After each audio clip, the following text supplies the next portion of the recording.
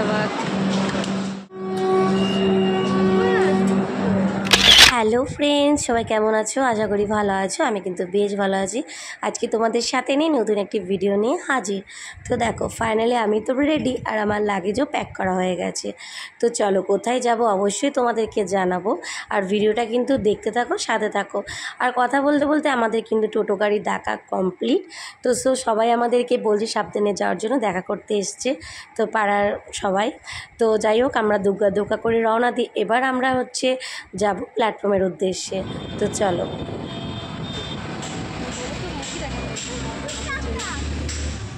তো যাক, কী করা যাবে, আমরা কিন্তু ট্রেনে উঠে পড়েছি। তো পাপারা তো ট্রেনে ওঠা মানে আনন্দ, আত্মহারা, এতটা ভালোবাসে ট্রেন জার্নি তো বলার বাইরে।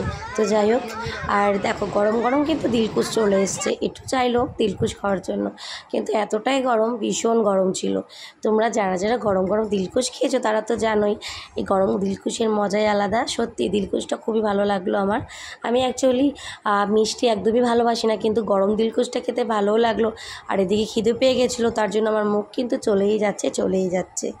তো যা উঠছে সেটাই খাওয়ার জন্য মন করছিল, কিন্তু খাইনি। এত দূরের জার্নি, তারপরে যদি শরীরটা খারাপ করে সেই জন্য কিন্তু সেইভাবে কিছুই খাইনি, শুধু দিলকুশ আর মটর ভাজা একটু লঙ্কা দিয়ে খেলাম। তো কি করা যাবে, খেয়ে নিলাম।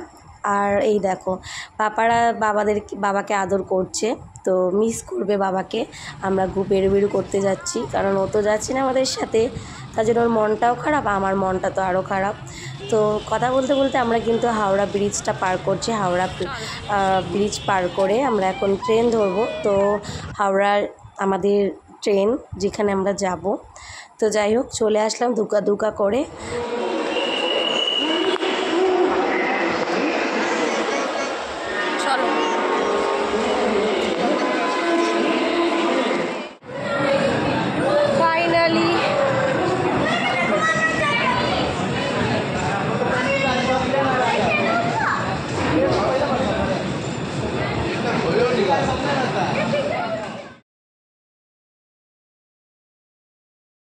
আমাদের ট্রেন কিন্তু দিয়ে দিয়েছে, তো সেই ট্রেনে উঠে তোমাদের ভিডিওটা শেয়ার করলাম।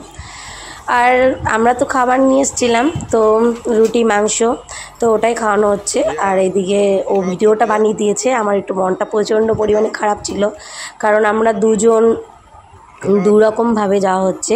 আমি ট্রেনে আর ও অন্য সময় যাবে। তো আমরা কদিন আগেই যাচ্ছি, ও কদিন পরে যাবে।